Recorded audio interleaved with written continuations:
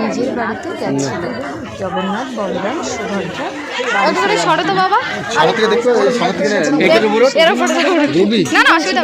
সেটাই এই ভিডিওর মধ্যে দিয়ে তুলে ধরুন। এটি ছিল আমাদের বাড়ির খুবই ছোট্ট রথ। খুবই ছোটখাটোভাবেই এটা কিন্তু আয়োজন করা হয়েছিল। ভিডিওটি শেষ পর্যন্ত জয়